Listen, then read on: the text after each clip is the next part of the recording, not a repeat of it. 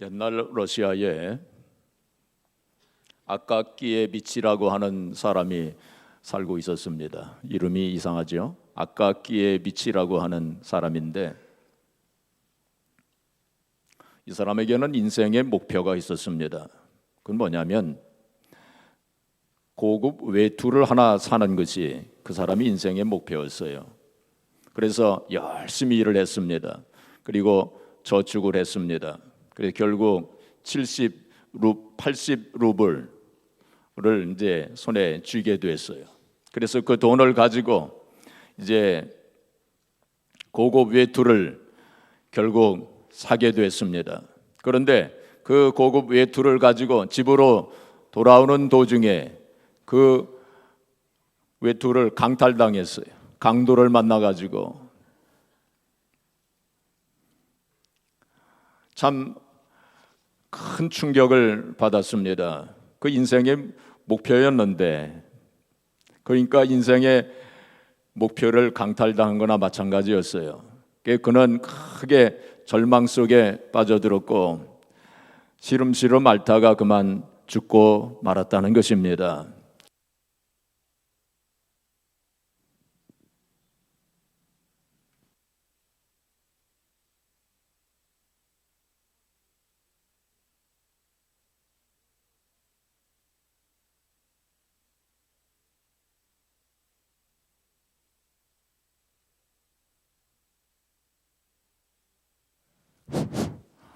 오늘 특별하신 은혜를 주실 것 같아요.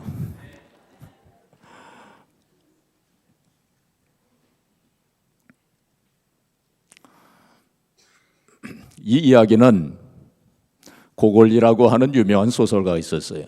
이 사람이 외투라고 하는 단편 소설을 썼는데 그 단편 소설에 나오는 이야기입니다. 이 이야기 속에는 고급 외투가 등장하지만은 그러나 그것이 고급 자동차가 될 수도 있고 혹은 고급 아파트가 될 수도 있고 혹은 높은 지위가 될 수도 있는 것입니다. 이 세상에 많은 사람들이 그런 목표를 가지고 인생을 살아가요. 헛된 인생의 목적을 가지고 살다가 그냥 헛되이 인생을 마감하는 사람들이 많은 것입니다. 그 유명한 에리 프롬이라고 하는 그 유명한 심리학자가 있었죠. 이 사람이 뭐라고 얘기했냐면 인생의 행복은 소유에 있는 것이 아니고 존재에 있는 것이다 하고 그렇게 유명한 말을 했어요. 인생의 행복은 어디에 있어요? 존재에 있다는 것입니다. 존재. 어떤 뭘 많이 갖는다고 해서 인생의 행복이 이루어지는 게 아니라는 것입니다. 바로 내가 어떤 사람이 되느냐, 그것이 중요한 거죠. 그래서 존재의 의미 그리고 존재의 목적, 더 나아가서는 인생의 목적을 올바르게 깨달을 때 거기에 인생의 행복이 있는 것이고 인생의 보람이 있는 것이다. 그것을 말씀하고 있는 것입니다. 바로 우리가 사순절 기간 동안에 지금 목적이 이끄는 40일 캠페인을 지금 하고 있는데 바로 그 캠페인의 목적은 올바른 인생의 목적을 깨닫고 그 목적에 합당한 성도의 삶을 살고자 하는 것이 이 캠페인의 목적입니다. 어떤 분이 그렇게 저한테 얘기를 하시더라고요. 목사님, 저는 신앙생활을 꽤 잘하는 줄로 알았습니다. 그런데 이번에 이 캠페인을 이제 보내면서 제가 얼마나 부족한 사람인가 하는 것을 깨달았습니다. 특별히 책을 읽으면서 제가 얼마나 많이 깨닫는지 모릅니다. 저는 책을 읽으면서 마음이 두근두근 거리는 것을 많이 느꼈습니다. 빨리빨리 책을 읽고 싶은데 목사님께서 하루에 한 과씩만 읽으라고 하셔서 지금 아껴가면서 읽고 있는 중입니다 하고 그러시더라고요. 누가 그 얘기 하셨는지 궁금하시죠? 사실은 제가 좀 상상력을 발휘한 것입니다.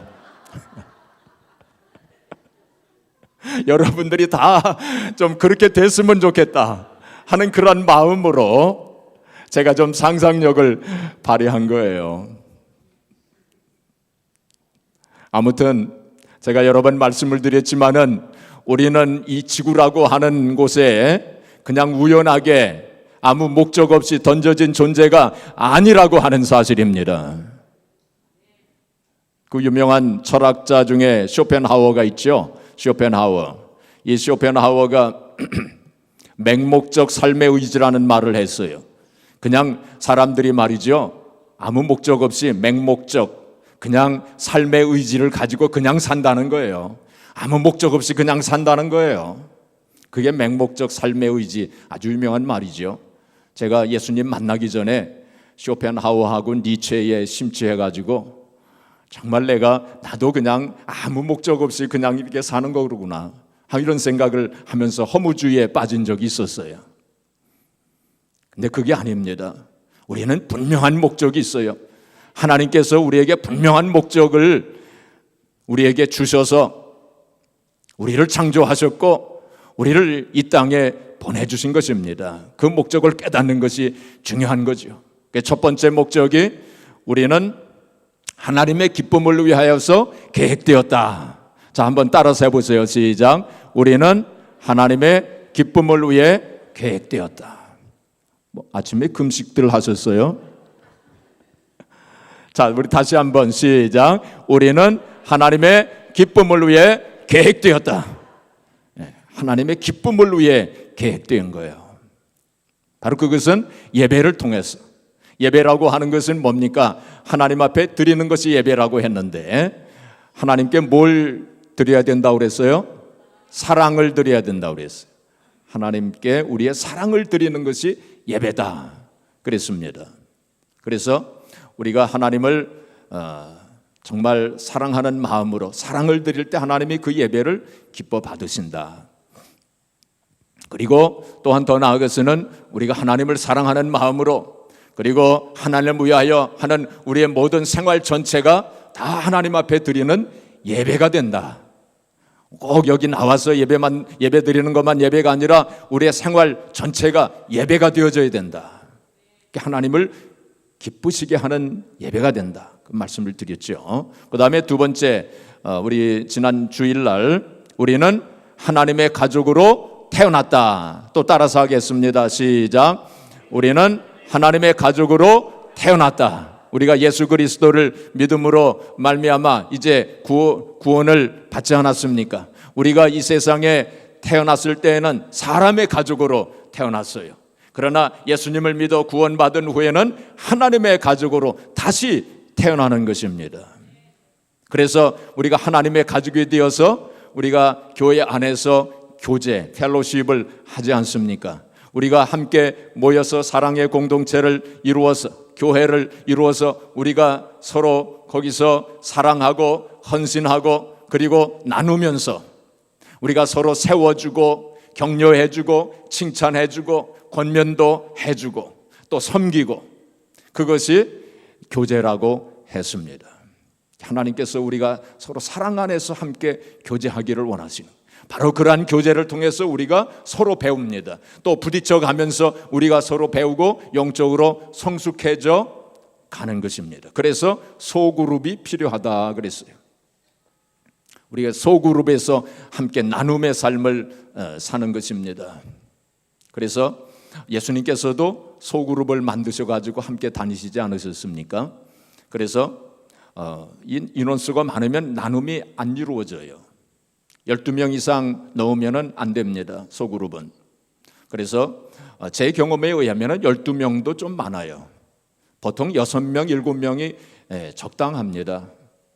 그래서 소그룹에서 모여가지고 우리가 함께 나누고 우리의 속을 또 터놓고 우리의 상처도 다 얘기하고 우리의 또 근심과 걱정거리, 기도 제목도 함께 나누고 그것이 함께 삶을 나누는 것입니다. 예수님께서도 그러한 소그룹이 필요하셔서 함께 제자들과 함께 다니시지 아니하셨습니까? 그리고 겟세마네 동산에서 기도하실 때 주님께서 그 제자들에게 너희는 여기서 함께 나와 앉아 있으라. 나와 함께 있으라. 예수님께서 그 고통의 기도를 하실 때에 제자들이 함께 거기 앉아 있기를 원하실 만큼 예수님께서도 소그룹이 필요하셨던 거예요. 그래서 우리 모두가 다 그런 소그룹이 필요합니다. 자, 오늘은 세 번째 목적입니다. 우리는 그리스도를 닮도록 창조되었다. 시작. 우리는 그리스도를 닮도록 창조되었다. 바로 예수 그리스도를 닮는 그것이 우리 인생의 목적 중에 하나라는 것입니다. 자, 성경을 보겠습니다. 로마서 8장 29절 30절 우리 같이 읽겠습니다. 하나님이 미리 아신 자들을 또한 그 아들의 형상을 본받게 하기 위하여 미리 정하셨으니 이는 그로 많은 형제 중에서 맏아들이 되게 하려 하심이니라. 또 미리 정하신 그들을 또한 부르시고 부르신 그들을 또한 의롭다 하시고 의롭다 하신 그들을 또한 영화롭게 하셨느니라. 자, 여기 구원의 5가지 단계가 있습니다. 이것을 황금 사슬이라고 이렇게 얘기합니다. 골든 체인입니다. 우리 구원의 5가지 단계. 하나님께서 미리 아신 자들을 또한 미리 정하시고 정하신 그들을 또한 부르시고 부르신 그들을 어떻게 하셨어요?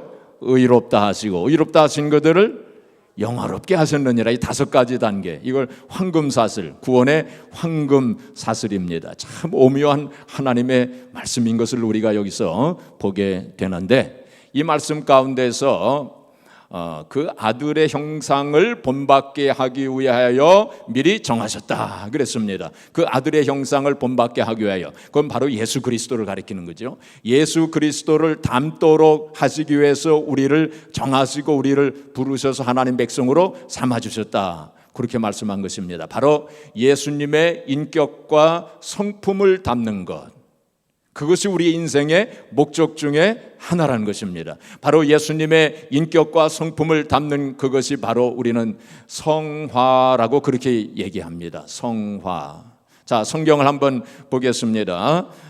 우리 에베소 4장 15절 또 같이 읽겠습니다. 오직 사랑 안에서 참된 것을 하여 범사에 그에게까지 자랄지라. 그는 머리니 곧 그리스도라. 바로 범사에 그에게까지, 예수님에게까지 자라야 돼요. 장성한 분량에까지 이르러야 돼요. 바로 예수님을 닮는 것입니다. 이것을 가리켜서 뭐라고 얘기한다고요? 성화라고 얘기합니다. 영어로는 sanctification입니다. 5가지 단계가 있지만 이것을 어떤 학자들은 셋으로 줄여서 얘기합니다. 그래서 salvation, 구원입니다. 그 다음에 2번째는 성화, sanctification입니다. 그 다음에 3번째는 영화, glorification입니다. 첫 번째가 뭐예요? salvation, 구원입니다. 그 다음에 2번째는 성화, sanctification입니다. 그 다음에 3번째는 영화, 그건 뭡니까? glorification. 이렇게 셋으로, 또 노아의 방주가 3층으로 되어 있어요. 노아의 방주가 3층으로 되어 있어요. 그래서 3가지 구원의 단계를 또 이렇게 말하는 학자들도 있습니다. 그래서 우리의 인생의 목적 중에 3번째는 바로 예수님을 닮는 거예요. 예수님을 닮는 거. 근데 예수님을 닮기 위해서는 훈련이 필요한 거예요.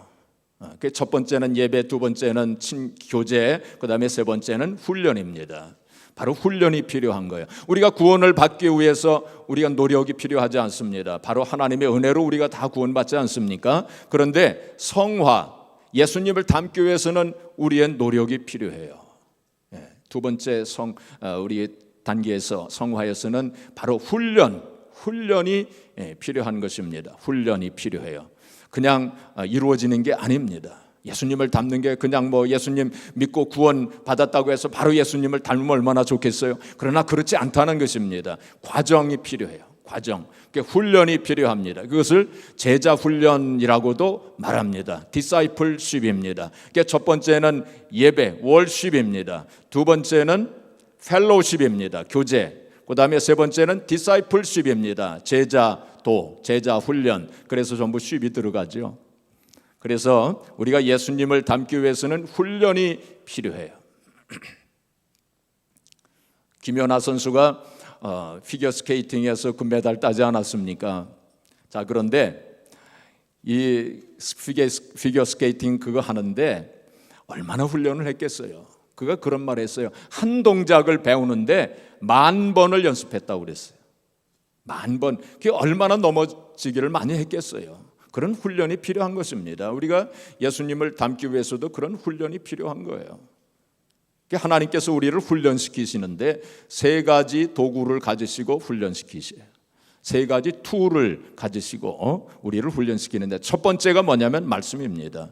말씀을 가지시고 성경을 가지시고 우리를 훈련하심으로 예수님을 닮도록 그렇게 하시는 것입니다. 자, 성경을 한 군데 보겠습니다. 요한복음 17장 17절 시작. 그들을 진리로 거룩하게 하옵소서. 아버지의 말씀은 진리니이다.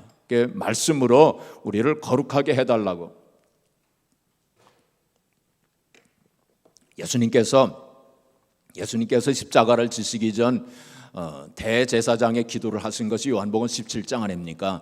거기서 기도하실 때에 제자들을 위해서 기도하실 때 말씀으로 거룩하게 해달라고 아버지의 말씀은 진리니이다 하고 그렇게 기도했습니다. 자, 디모데후서 3장 16절 17절 또 같이 읽겠습니다. 모든 성경은 하나님의 감동으로 된 것으로 교훈과 책망과 바르게 함과 의로 교육하기에 유익하니 이는 하나님의 사람으로 온전하게 하며 모든 선한 일을 행할 능력을 갖추게 하려 함이라.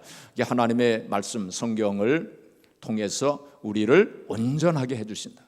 바로 예수님을 닮도록 그렇게 하신다는 것입니다. 자, 하나님의 말씀 성경을 대하는 5가지 방법, 제가 그전에 2-3번 말씀을 드렸지만 또 복습해 보겠습니다. 하나님 말씀을 대하는 방법 5가지는 하나님 말씀을 듣고, 그 다음에 읽고, 그 다음에 연구하고, 성경 공부를 가리킵니다. 그 다음에 3번째는 암송하고, 그 다음에 5번째는 묵상입니다. 묵상. 이 5가지 방법을 통해서 우리가 하나님 말씀을 대하죠. 또 거기에다가 하나를 더 추가한다면 적용 혹은 실천입니다. 하나님 말씀대로 적용시키면서 또 행하면서 그렇게 사는 거죠. 야고보서 1장 22절에 보시면은 말씀을 행하는 자가 되고 듣기만 하여 자신을 속이는 자가 되지 말라 그랬어요. 하나님 말씀을 듣기만 하고 그것을 실천하지 않으면 그것은 자신을 속이는 자가 되고 영적인 이중인격자가 됩니다.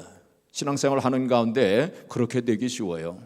그래서 하나님 말씀을 행해야 돼요. 실천해야 돼요. 적용시켜야 돼요. 제가 특별히 5가지 중에서 하나님 말씀을 암송하고 묵상하는 거 많이 이제 강조하지 않았습니까? 자, 어떤 분이 이 하나님 말씀을 암송하고 묵상하는 유익에 대해서 정리를 좀 했어요. 제가 좀 읽어드리겠습니다. 말씀의 맛을 경험하게 된다. 감성 지수가 개발된다. 염려를 극복하게 된다. 학습 능력이 강화된다. 집중하는 거룩한 습관이 개발된다. 요동치 않는 신앙생활을 하게 된다. 영적 기근의 때를 잘 준비하게 된다. 하나님의 인도를 받게 된다. 하나님께 귀히 쓰임받게 된다. 형통한 자가 되어 사명을 완수하게 된다. 여러 가지 유익이 있는 것을 보게 됩니다. 특별히 제가 말씀을 드리지만은 이 하나님 말씀을 자꾸 암송하고 묵상하면 치매에 안 걸려요. 치매에 걸린 거 원하는 분 없잖아요. 그렇죠? 그래서 하나님 말씀을 자꾸 제가 100가지 필수 암송 성경 구절을 다 택해가지고 인쇄를 해서 저기 안내 책상에 놓았습니다. 다 가지고 계시겠지만 혹시 없으신 분들은 꼭 가지시고요. 그 하나씩 한 구절씩 암송을 하세요. 매일같이 한 구절씩 암송을 하세요. 그리고 그것을 계속 묵상하세요. 하나님 말씀 묵상한다고 하는 것은 한 구절 말씀을 가지고 계속 생각하고 또 생각하고 집중해서 생각하고 하는 것, 그것을 묵상이라고 말합니다. 그럴 때 놀라운 일이 생겨요. 우리의 심령 속에 잘못된 생각, 그리고 근심, 걱정, 염려, 불신앙 이런 것이 다 떠나갑니다. 그리고 마음에 편안해져요. 그리고 하늘나라가 이루어지는 것을 경험하게 됩니다. 그래서 하나님의 말씀을 자꾸 묵상하세요. 그리고 암송을 하시기를 바랍니다. 자, 그래서 하나님의 말씀을 통해서 우리로 하여금 예수 그리스도를 닮아가도록 그렇게 하는 것입니다. 둘째로 하나님께서는 또 어떤 도구를 사용하시느냐면은 사람들을 사용하세요. 사람들을 사용하셔가지고 우리로 하여금 훈련을 시키시고 또 예수 그리스도를 닮아가도록 그렇게 하십니다. 우리 주변에 보면은 참 좋은 분들 많죠. 또 본받을 만한 분들 많아요. 그런 분들을 통해서 우리가 배우게 됩니다. 또한 우리가 신앙생활 하면서 또 서로 부딪히면서 또 함께 어울리면서 또 배우게 되는 것입니다. 어떤 사람이 산속에 혼자 가서 산다고 한번 생각해 보세요. 아무 다른 사람들과의 교류도 없이 혼자서 그냥 그렇게 산다고 했을 때 그 사람이 성숙한 사람인지 미성숙한 사람인지 모릅니다. 이렇게 부딪혀봐야, 다른 사람들하고 좀 부딪혀봐야 이 사람이 성숙한 사람인지 미숙한 사람인지 그걸 알게 돼요. 그리고 또한 서로 부딪히면서 우리가 살게 될 때 배우게 됩니다. 영적으로 성숙하게 되어지게 되는 거예요. 그래서 우리가 다른 사람을 통해서, 다른 사람들을 통해서 우리가 많이 배웁니다. 그리고 우리가 예수 그리스도를 닮아갈 수 있게 되는 것입니다. 자, 사무엘하 7장 14절 우리 같이 보겠습니다. 읽겠습니다. 나는 그에게 아버지가 되고 그는 내게 아들이 되리니 그가 만일 죄를 범하면 내가 사람의 매와 인생의 채찍으로 징계하려니와. 자, 여기 보시면은 사람의 매와 인생의 채찍으로 징계하려니와. 옛날 성경에는 사람 막대기와 인생 채찍으로 징계하신다, 그렇게 돼 있었죠. 근데 조금 바꾸었습니다. 그래서 사람 막대기, 사람의 매. 하나님께서 우리들을 훈련시켰을 때 이렇게 다른 사람들의 통해서 다른 사람의 막대기, 다른 사람의 막대기가 된다는 거예요. 다른 사람이 또 인생 채찍이 되어서 우리를 훈련시키시고 또 예수 그리스도를 닮아가도록 그렇게 만들어 주신다, 그렇게 말씀한 것입니다. 이게 루마니아의 옛날 조셉 톤이라고 하는 목사님이 계셨는데 이분이 복음을 전하다가 감옥에 갇혔어요. 감옥에 갇혀서 이제 거기서 살게 되는데 거기에 있는 죄수들이 다 간수들을 미워했어요. 왜냐하면 그 간수들이 악독하게 굴었거든요. 그래서 거기 죄수들이 다 간수들을 미워하고 원한의 감정을 가지고 있는데 이 조셉 톤 목사님은 달랐어요. 이 조셉 톤 목사님은 그 간수들을 미워하지 않았어요. 그래서 간수 중에 한 사람이 그 목사님에게 당신은 참 이상한 사람이요, 다른 죄수들은 다 우리들을 미워하는데 당신은 우리를 미워하지 않는 것 같소. 어떻게 된 것이요? 하고 그렇게 물어봤어요. 그때 이 조셉 톤 목사님이 뭐라고 대답을 했냐면 왜 내가 당신들을 미워하겠어? 당신들은 하나님께서 나에게 보내주신 훈련 조교들인데 왜 당신들을 미워하겠어? 그렇게 대답을 했다는 것입니다. 바로 그 조셉 톤 목사님은 그 간수들이 악독하게 굴고 그렇게 하는 것이 바로 자기를 훈련시키시기 위해서, 자기로 하여금 예수 그리스도를 닮도록 하시기 위해서 보내주신 훈련 조교로 그렇게 생각을 했다는 거예요. 그러니까 미워할 것이 아니라 오히려 감사할 사람들 아닙니까? 그렇죠? 우리 주변에 우리가 살다 보면 참 이렇게 좀 부딪히는 사람들도 있고 잘 맞지 않는 사람들도 있고 대하기 힘든 사람도 있고 밤마다 나는 사람들도 있고 짜증나는 사람도 있고 특별히 나에게 잘못한 사람, 상처를 준 사람, 모욕을 준 사람, 나를 어뷰즈한 사람, 이런 사람들도 있지 않습니까? 인간관계 속에서 오해를 받기도 하고 혹은 정죄와 판단을 받기도 하고 억울한 일을 당하기도 하고 욕을 먹기도 하고 그러지 않습니까? 그런데 하나님께서 그러한 일들을 통해서 우리를 훈련시키시는 거예요. 너 이것 좀 고치자. 그래서 예수 그리스도를 닮아가도록 그렇게 만드신 거예요. 우리가 말이죠, 이 세상에서 해야 될 일도 많고 추구해야 될 일도 많지만은 우리가 이 세상 가장 중요한 일 중에 하나가 바로 예수 그리스도를 닮는 거예요. 그것이 가장 중요한 일 중에 하나이기 때문에 하나님께서는 이러한 일들을 통해서 그러한 사람들을 나에게 붙여주셔가지고 나로 하여금 깨닫게 하시고 고치게 하시고 그래서 예수 그리스도를 점점 닮아가도록 그렇게 하시는 거예요. 심지어는 하나님께서는 우리의 죄까지도 이용하십니다. 우리의 죄까지도 이용을 하세요.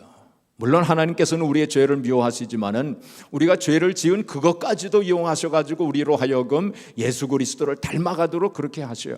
그래서 합력하여 선을 이루어 주시는 분이 바로 하나님이십니다. 예수님은 얼마나 많은 고난을 받으셨어요.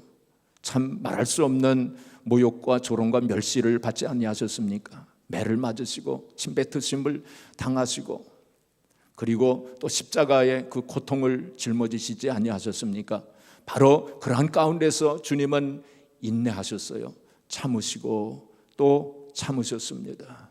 그리고 그들을 오히려 용서하셨어요. 바로 그 주님의 모습, 그것을 우리가 닮아야 돼요. 인내하면서 그리고 용서하는 그러한 마음을 우리가 닮아야 돼요. 그래서 우리가 살다 보면 상처를 주고받지 않습니까? 이 세상에 우리가 살면서 상처를 내가 받기도 하고 또 다른 사람들에게 상처를 주기도 하고, 왜 그럴까요? 바로 이 세상은 천국이 아니기 때문에 그런 것입니다. 우리가 지금 천국에 살고 있는 게 아니에요. 그래서 참 속상한 일도 당하고 억울한 일도 당하고 모욕도 당하고 아무 근거 없이 정죄를 당하기도 하고 그러지 않습니까? 그러할 때에 바로 그런 것을 통해서 우리가 인내를 배우게 되는 거예요. 바로 예수님께서 십자가의 그 고통 속에서도 인내하시고 용서하셨던 것처럼 우리가 바로 그러한 경험들을 통해서 우리가 인내를 배우고 예수님의 용서를 배우는 거예요. 우리가 상처를 받지 않았다면 우리가 어떻게 용서를 배우겠습니까? 우리가 상처를 받았기 때문에 용서하는 것을 배우는 거예요. 그런데 말이죠, 어떤 사람들은 배우지를 못하는 사람들도 있어요. 이러한 경험들을 통해서 배우지를 빨리 배우면 좋을 텐데 배우지를 못하기 때문에 이러한 모든 것들이 다 쓸데없는 고생이 돼버리고 말아요. 그리고 계속 그러한 일이 일어납니다. 배우지 못하면 계속 그러한 일이 일어나요. 그래서 우리가 빨리 배워야 돼요. 빨리 배우시기를 바랍니다. 빨리 예수님 우리가 조금씩이라도 자꾸 닮아가야 돼요. 그렇지 않으면 계속 그러한 일이 일어나기 때문에. 자, 그 다음에 마지막으로 이제 하나님께서 쓰시는 도구가 뭐냐면 문제입니다. 문제 혹은 시험, 고난, 환난, 이러한 것들을 하나님이 사용하셔서 우리를 훈련시키셔요. 그리고 예수 그리스도를 닮아가도록 그렇게 하시는 것입니다. 여러분, 이 세상에 살면서 나에게 좀 시험이 많이 왔으면 좋겠다, 좀 고난이 좀 많이, 문제가 좀 많이 생겼으면 좋겠다, 그걸 원하는 사람은 한 사람도 없어요. 그러나 이 세상에 사는 모든 사람들에게 다 고난과 문제가 있어요. 시험이 있어요. 왜냐하면 우리가 지금 천국에 사는 것이 아니고 지금 이 땅에 지금 살고 있기 때문에 다 그런 시험과 고난이 있어요. 심지어는 하나님께서 당신께서 사랑하시는 하나님의 자녀들에게까지 시험과 고난과 환난을 허용하십니다. 왜 그럴까요? 그것은 바로 하나님께서 우리를 이 땅에 보내주신 것이 편안하게 살라고 보내주신 것이 아니기 때문입니다. 이 세상에 편안하게 살라고 하나님께서 우리를 보내주신 것이 아니에요. 우리가 편안하게 살려면 천국에 가면 이제 되는 것입니다. 이 땅에서는 편안함, 그걸 추구하지 마세요. 우리는 원래부터가 편안하게 살도록 하나님이 이 땅에 보내주신 것이 아니에요. 바로 고난과 시험과 어려움 속에서 예수님을 닮아가도록 훈련하시기 위해서 이 땅에 보내주셨다는 사실을 우리가 분명히 알아야 돼요. 편안한 삶 속에서는 예수님을 닮을 수가 없기 때문입니다. 편안하게 사는 것 다 원하시겠지만은, 그러나 편안한 삶 속에서는 예수님을 닮아갈 수가 없어요. 제가 옛날 보스턴에서 신학교를 다니면서 보스턴 외곽 지역에 있는 한인교회에서 전도사로 사역을 이제 하고 있을 때, 그때 그 교회에서 안희숙 사모님을 강사로 이제 모신 적이 있었어요. 안희숙 사모님 다들 아시잖아요. 죽으면 죽으리라 하는 그 책을 지으신 안희숙 사모님, 지금 돌아가셨지만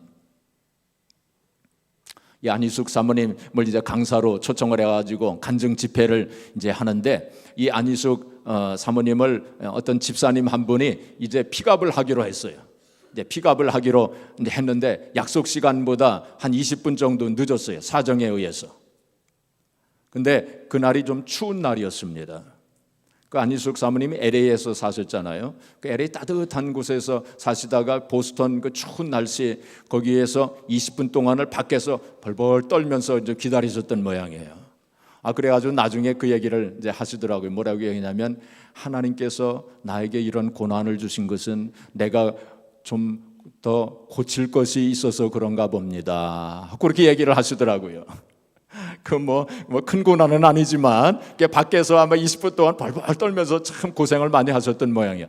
하나님께서 나에게 이러한 고난을 주신 것이 바로 내가 뭔가 고칠 것이 있어서 그렇게 하신 것 같습니다. 그렇게 얘기를 하시더라고요. 그러니까 고난과 문제 속에서 내가 아직 부족한 것이 많구나 하는 거, 아마 이런 거를 생각을 하셨던 모양이에요. 그래서 우리가 어떤 시험과 고난 속에서 우리 자신을 되돌아보면서 또 부족한 거 회개하고 또 예수님을 닮아갈 수 있는 그런 계기가 되어지는 것입니다. 편안한 삶 속에서는 예수님을 닮아갈 수가 없어요. 자, 야고보서 1장 2절 4절 우리 같이 읽겠습니다. 내 형제들아, 너희가 여러 가지 시험을 당하거든 온전히 기쁘게 여기라. 이는 너희 믿음의 시련이 인내를 만들어내는 줄 너희가 알미라. 인내를 온전히 이루라. 이는 너희를 온전하고 구비하여 조금도 부족함이 없게 하려 함이라. 우리에게 시험을 주신 것은 온전하고 구비하여 조금도 부족함이 없도록 하시기 위한 하나님의 뜻이 거기에 있다고 하는 사실을 우리가 알아야 됩니다. 시편 119편 67절 71절 우리 같이 읽겠습니다. 고난당하기 전에는 내가 그릇 행하였더니 이제는 주의 말씀을 지키나이다. 고난당한 것이 내게 유익이라. 이로 말미암아 내가 주의 율례들을 배우게 되었나이다. 이러한 고난들을 통해서 우리가 하나님 말씀의 뜻을 깨닫게 되어지고 하나님의 뜻에 온전히 순종할 수 있는 믿음을 가지게 되었노라고 고백하고 있는 것입니다. 예수님께서 겟세마네 동산에서 눈물로 기도하지 아니하셨습니까? 히브리서 5장 7절에 보시면 통곡과 눈물로 기도하셨다고 그랬어요. 그리고 예수님께서 기도하실 때 십자가를 앞에 두시고 나의 원대로 하시지 마시옵고 아버지의 원대로 되기를 원하나이다 하고 하나님 아버지의 뜻에 온전히 순종하는 기도를 하지 아니하셨습니까? 바로 그 고난과 시험을 통해서 바로 온전히 순종하는 그 주님의 모습을 우리가 보게 됩니다. 히브리서 5장 8절 또 읽겠습니다. 그가 아들이시면서도 받으신 고난으로 순종함을 배웠어. 아들이시지만은 하나님의 아들이시지만은 그 고난으로 말미암아 순종함을 배우셨다고 우리에게 본이 되신 것입니다. 그래서 우리에게 있는 여러 가지 고난과 시험을 통해서 우리도 예수님처럼 온전히 하나님을 신뢰하고 하나님 앞에 순종하는 법을 배우도록 그렇게 하시는 것입니다. 저도 개인적으로 지금까지 살아오면서 크고 작은 여러 가지 시험과 시련이 있었어요. 그리고 지금도 그러한 과정 속에 있습니다. 여러분들도 다 그런 일을 경험하셨고 지금도 경험하시고 있는 것입니다. 사랑하는 성도 여러분, 우리가 주님 앞에 설 때 주님께서 네가 저 세상에 살 때에 어떤 자동차를 몰았느냐, 어떤 집에 살았느냐, 어떤 지위를 가지고 있었느냐, 그거 묻지 않으실 거예요. 주님께서 우리들 한 사람 한 사람에게 네가 얼마나 나를 닮았는지 한번 보자, 네가 얼마나 저 세상에 살면서 나를 닮았는지 한번 보자 하고 그렇게 말씀을 하실 거예요. 우리가 인생의 목적이 바로 거기에 있는 것입니다. 자, 고린도후서 4장 17절 또 읽겠습니다. 우리가 잠시 받는 환난에 경한 것이 지극히 크고 영원한 영광에 중한 것을 우리에게 이루게 함이니. 우리가 지금 받는 환난, 고난, 어려운 문제, 이거는 아주 경하다는 거예요. 아주 가벼운 것이라는 거예요. 그걸 통해서 우리가 예수 그리스도를 닮아갈 때 우리에게 앞에 있을 그 찬란한 영광에 비하면은 아무것도 아니라는 거예요. 그래서 리그 워렌 목사님은 이렇게 말했습니다. 이 어려운 순간들이 감자라면 우리가 이후에 누릴 좋은 시간들은 마치 한상 잘 차려진 파티와 같은 것이랍니다 하고 그렇게 얘기를 했어요. 우리가 지금 당하고 있는 것이 그냥 보잘것없는 감자 한쪽에 불과한 것이라면 우리가 이걸 통해서 우리가 훈련을 잘 받아서 예수님을 닮아가면 이제 우리에게 정말로 한상 잘 차려진 파티가 우리를 위해 준비될 것이다. 그렇게 비유적으로 설명을 했습니다. 유명한 뉴스 캐스터였던 데이비드 브리클리는 하나님은 가끔 우리 앞에 빵 대신에 벽돌을 던져놓기도 하는데 어떤 이는 원망해서 그 벽돌을 걷어차다가 발가락 하나가 더 부러지기도 하고 어떤 이는 그 벽돌을 주춧돌로 삼아 집을 짓기 시작한다 그랬어요. 하나님께서 가끔 우리 앞에 벽돌을 놓아주신다는 거예요. 근데 어떤 사람들은 그걸 원망해가지고 하나님 왜 나에게 이 벽돌을 주셨습니까? 그래서 발길로 차다가 발가락이 부러지는 사람이 있다는 거예요. 어떠는 여러분들은 어떤 분들입니까? 어려움과 문제와 시련이 있을 때에 하나님 원망하면서 벽돌을 차는 분들입니까? 아니면 그 후에 집을 세우시는 분들이십니까? 한 가지 이야기만 하고 마치겠습니다. 옛날 보스턴 레드삭스에 레드삭스 그 야구팀 있지 않습니까? 메이저리그에 거기에 라저 클레멘스라고 하는 아주 전설적인 투수가 있었죠. 우리 김정자 권사님은 잘 아실 거예요. 우리 야구 전문가이신.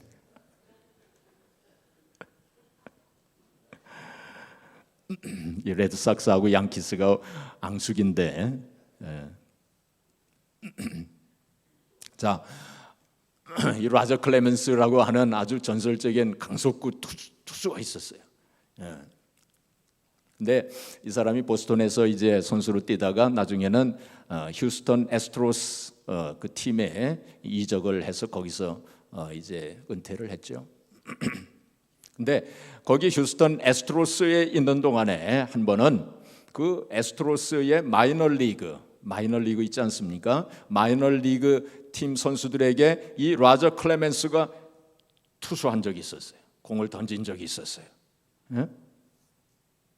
근데 그 마이너리그 선수들 중에 누가 있었느냐면은 그 라저 클레멘스의 아들이 있었어요. 아들 코비라고 하는 아들이 있었어요.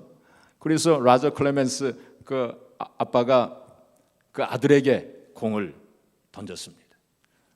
강속구를 던지기도 하고, 어떤 커브볼을 던지기도 하고, 어떤 때는 땅볼을 던지기도 하고, 한 번은 그냥 아슬아슬하게 그 아들을 몸에 그냥 닿을 정도로 아주 인사이드로 그냥 공을 확 던지기도 했어요. 그때에 그 아들 코비가 아버지를 보고 빙긋이 웃었다고 합니다. 왜 그랬을까요? 바로 그 아빠의 심정을 알기 때문에, 자기를 지금 훈련시키기 위해서 그런 아주 나쁜 공들을 준다고 하는 사실을 알고 있었기 때문에 아들이 빙긋이 웃었답니다. 근데 이 라저 클레멘스가 강속구를 던졌는데 이 아들이 그걸 받아쳤어요. 그래가지고 홈런을 쳤습니다. 그러니까 그 아버지가 얼마나 기뻐했겠어요. 자기가 던진 공을 아들이 홈런을 쳤으니 말이에요. 얼마나 기뻐했겠어요. 여러분, 마찬가지로 하나님께서 우리에게 어떤 때는 커브볼을 던지시기도 하시고 땅볼을 던지시기도 하시고 어떤 때는 그냥 인사이드로 그냥 거의 맞을 정도로 그냥 공을 던지시기도 하십니다. 하나님께서 우리를 시험하시고 훈련하시기 위해서 그러한 볼을 던져주시는 거예요. 그 아들이 만약 그 아버지가 그런 나쁜 볼을 던진 것을 보고 아빠를 원망했다면 그는 아빠의 심정을 모르는 거예요. 그렇죠? 하나님께서 어떤 때는 우리에게 시련도 주시고 시험도 주시고 문제도 주시지만은 그럴 때에 우리가 하나님 아버지의 심정을 모른다면 우리는 올바르게 신앙생활을 할 수가 없게 될 것입니다. 오히려 하나님 앞에 감사해야 돼요. 나의 뭔가를 고쳐주시기 위해서, 나로 하여금 예수 그리스도를 닮게 하시기 위해서 이런 훈련을 주시는 것이구나 하고 오히려 하나님 앞에 감사를 드려야 돼요.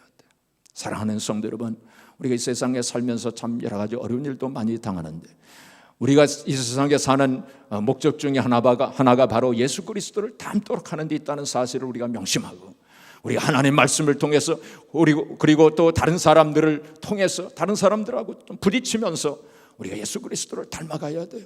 또 여러 가지 시험과 어려움과 문제들을 통해서 예수 그리스도를 점점 닮아가 우리가 장성한 분량에까지 이르러서 참으로 하나님을 기쁘시게 하고 또 목적에 합당한 성도의 삶을 살고 하나님 앞에 영광을 돌리시고 또 하나님의 영광에 들어가는 저와 여러분들이 되어지기를 주님의 이름으로 축복합니다.